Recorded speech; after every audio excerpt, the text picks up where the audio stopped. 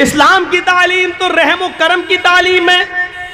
हाँ, आरएसएस के गुंडों कहते रहो जो तुम्हें कहना है, बीजेपी के क्रिमिनल लोगों कहो तुम्हें जो कुछ कहना है। अगर तुम अपनी जबान में आजाद हो तो मैं भी अपनी जबान में आजाद हूं। तुम कितना भी दहशतगर्दी का इल्जाम लगाओ हमारे ऊपर, हम आज भी कहते हैं और यकीन के साथ कहते हैं कि तुम आज सत्ता में बैठे हो तो हम मुसलमानों की देन है।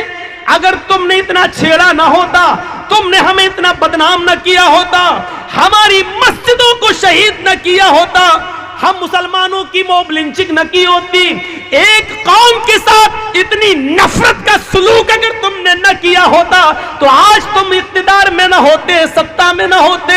राम का नाम लेकर जिस कुर्सी पर तुम बैठे हो, आज रामचंद्र जी की आत्मा भी तुम्हें कोस रही होगी, आज तुम्हें गालियां दे रही होगी, आज तुम्हें बुरा भला कह रही होगी कि आए कमबख्त हो, आए नालायक हो, मुझे क्यों रुस्वा कर रहे हो। मैंने कब मुसलमानों के खिलाफ नफरत भरे जुमले कहने की इजाजत तुम्हें दी? कब हमने हमारा नाम लेकर मॉब लिंचिंग की तुम्हें परमिशन दी है?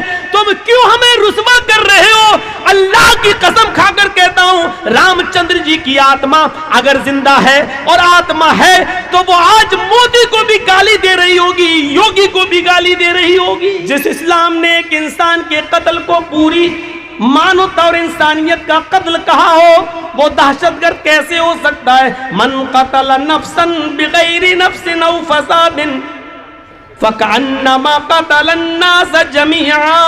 जिसने किसी एक नफ्स को, एक इंसान को कत्ल किया, एक मनुष्य को और एक इंसान को, हिंदू नहीं, मुसलमान नहीं, सिख नहीं, ईसाई नहीं, किसी को भी एक नफ्स को, एक मनुष्य को जिसने कत्ल कर दिया बगैर किसी जुर्म के और बगैर किसी फसाद के, हमारा कुरान कहता है फ़क़तल अन्नास जमीआ फ़कअन्नमा क़तल अन्नास जमीआ। वो एक मनुष्य का कातिल नहीं, एक इंसान का कातिल नहीं, वो पूरी मानवता का, पूरी इंसानियत का कातिल है, पूरी दुनिया की इंसानियत का कातिल है।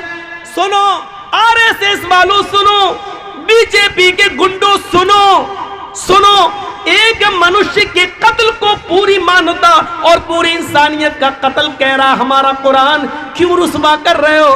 तुम्हें सत्ता तो मिल जाएगी, लेकिन रामचंद्र जी की आत्मा की कोस से और उसकी बद्दुआ से, उनके शाप से तुम नहीं बच सकोगे।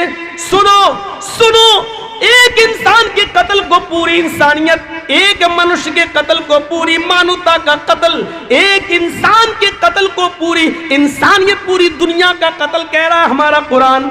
इससे बड़ा सामाजिक धर्म और इससे बड़ा इंसानियत का अलमबरदार धर्म कहां मिलेगा? वो मजहब जो ये कहता है कि एक औरत ने बिल्ली को बांध दिया और 3 दिन तक भूखा प्यासा रखा और उसको न छोड़ा न खाना ही दिया और वो भूखी प्यासी मर गई, जिस पर हमारे नबी का फरमान यह है कि एक बिल्ली को भूखा प्यासा बांध कर मारने वाली औरत जब मरती है तो अल्लाह ताला ने जन्नत की खुशबू उस औरत पर हराम कर दी है और वो औरत जहन्नम की मुस्तहिक बन जाती है। एक बिल्ली पर जुल्म करने वाली को हमारा इस्लाम जहन्नम का हकदार बना रहा है, मुस्तहिक बना रहा है, उसके ऊपर जन्नत की खुशबू को हराम कर रहा है। जो बिल्लियों के साथ, कीड़े मकोड़ों के साथ, जानवरों के साथ ये बर्ताव कर रहा हो जो मजहब, वो दहशतगर्द कैसे हो सकता है? वो फसादी कैसे हो सकता है? वो आतंकवाद की शिक्षा देने वाला कैसा हो सकता है? वो औरत जो अपना जिस्म बेचती है, वो औरत जिसको तवाइफ कहा जाता है हमारे समाज में, हमारी सोसाइटी में, वो औरत जिसको बुरी नजर से देखा जाता है हमारी समाज में, हमारी सोसाइटी में, जो पैसा लेकर अपना जिस्म बेचती है, वो औरत जिसको गंदी नजर से देखा जाता है हमारे समाज, हमारी सोसाइटी में, लेकिन वही औरत रास्ते में अपने कस्टमर ढूंढने के लिए जाती है, पैसा लेकर जिस्म बेचने के लिए जाती है, लेकिन रास्ते में ज़बान निकाले हुए प्यास से तड़पते हुए कुत्ते को देखती है तो अपना दुपट्टा कुएं में डालकर और उस प्यासे कुत्ते को निचोड़कर पानी पिला देती है। उस रब की रहमत जोश में आती है। अल्लाह के नबी फरमाते हैं अल्लाह ताला को उस तवा फाहिशा की ये नेकी भी यादा भी इतनी पसंद आई कि इस औरत को इसी नेकी की वजह से उसने जहन्नम से आजादी दे दी और उस औरत को जन्नत का मुस्तहिक बना दिया। एक बिल्ली को बांध कर मारने वाली जहन्नम में और तवाइफ होकर बदचलन होकर एक कुत्ते को पानी पिला देने वाली औरत पर जहन्नम हराम कर दी और उसको जन्नत के अंदर दाखिल कर दिया। सोचो मीडिया वालों, ये खूबियां भी कभी कभी लिख दिया करो, इस्लाम की ये सच्चाई भी बयान कर दिया करो, शायद राम की आत्मा खुश हो जाए और तुम्हारे लिए कुछ अच्छा सोच ले। सोचो तो मीडिया वालों, कम से कम मरने के बाद तुम कुत्ता और बिल्ली और चूहा तो नहीं बनो, फिर दोबारा मनुष्य और इंसान बनकर पैदा हो जाओ। ये भी तो कम से कम बयान कर दिया करो। ये भी मौलाना कलीमुद्दीन साहब को गिरफ्तार करके एक मैसेज दे दिया है कि यूपी के आने वाले चुनाव में अभी हम और मौलवियों को भी गिरफ्तार करेंगे, क्योंकि हमें चुनाव ऐसे ही जीतना है। कोरोना काल के अंदर मरकज निजामुद्दीन के सिपहसालार और कायदे आजम मौलाना साद का नाम उछालकर उन्होंने ये मैसेज दे दिया है कि हमें सरकार में दोबारा वापस आना है तो हमें हिंदू मुसलमान करके ही वापस आना है, मुस्लिम संस्थाओं को बदनाम करके ही हमें आना है। आपने क्या सोच बनाई है, आपकी फिक्र क्या है, आपकी जहनियत क्या है, ये आपको तय करना होगा, आपको सोचना होगा। कौन सोचेगा ये? उन्होंने अपनी जहनियत बता दी है। आपके जहनों में क्या है, ये आपको तय करना होगा। आपको डॉक्टर अंबेडकर से सीखिए, क्या थी इस्लाम की खुसूसियत। किसी भी मंदिर में घुस जाओ, एक साथ बैठकर सारे पंडितों को और सारे हिंदू भाइयों को आपने एक साथ पूजा करते हुए नहीं देखा होगा।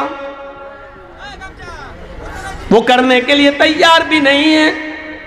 उनकी प्रॉब्लम तो यही है, उनकी परेशानी तो यही है कि ये मुसलमानों की मस्जिदों में लोग एक साथ नमाज पढ़ते हैं, एक साथ झुकते हैं, एक साथ खड़े हो जाते हैं, एक साथ उठते हैं, एक साथ बैठते हैं। हमें देखता है बाजार में हमारा दुश्मन तो चेहरा घुमा लेता है, दूर भाग जाता है, वो हमसे आंखों से आंखें मिलाने के लिए तैयार नहीं है। लेकिन अल्लाह का घर एक ऐसा घर है जहां दुश्मन भी जाता है, दोस्त भी आता है, लेकिन दुश्मन से आंखें नहीं चुराता है। एक विरोधी दूसरे विरोधी को मस्जिद से निकाल नहीं सकता है, भगा नहीं सकता है। वो ये भी नहीं कह सकता है चल हट, पहले हम नमाज पढ़ेंगे, तू बाद में नमाज पढ़ लेना, अभी हट, मैं मस्जिद में आया हूं, तू अभी इस मौलवी के पीछे नमाज नहीं पढ़ सकता है, तू बाद में आना। वो जानता है यही तो प्रॉब्लम है गैर मुस्लिमों की कि वो हमारी मस्जिदों में इत्तेहाद देखते हैं, समानता देखते हैं, बराबरी देखते हैं। दुश्मन को दुश्मन से आंख मिलाते हुए देखते हैं, पैरों से पैर मिलाते हुए देखते हैं, कांधे से कांधा मिलाते हुए देखते हैं। उनको ये चीज हजम नहीं होती है। यही तो खुसूसियत थी इस्लाम की, जिससे दुश्मन भी परेशान है। लेकिन अफसोस ये हमारे इत्तेहाद से, हमारी इज्तिमाइयत से, हमारी एकता से गैर मुस्लिम परेशान है। लेकिन चुनाव के मौके पर हमारी एकता कहां चली जाती है, इलेक्शन के मौके पर हमारा इत्तेहाद कहां चला जाता है, हमारे वोटों का बंटवारा क्यों हो जाता है। जिस इस्लाम ने उठते बैठते लेटते सोते जागते खाते पीते हमें इत्तेहाद सिखलाया हो, इज्तिमाइयत सिखलाई हो, ज़कात हो तो इज्तिमाइयत कि गरीबों का ख्याल रखो,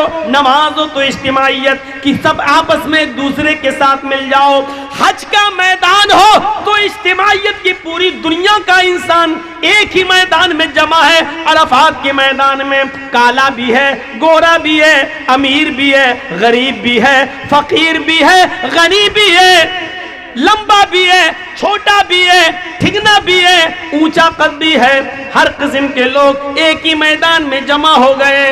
ईद के दिन सब एक साथ जमा है, बकरा ईद के दिन एक साथ जमा है। जैसे इस्लाम ने हमें इज्तिमाइयत का दर्स दिया था, पाठ पढ़ाया था, इलेक्शन के मौके पर वो दर्स कहां चला जाता है, हमारी एकता कहां चली जाती है, हमारी अखंडता कहां खत्म हो जाती है, हमारे वोटों का बंटवारा कैसे हो जाता है।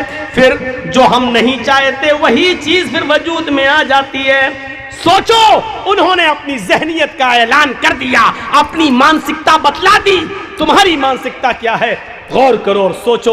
हम तो मौलवी हैं, हम तो इस्लाम से आपको जोड़ रहे हैं, यहां से सीखो और देखो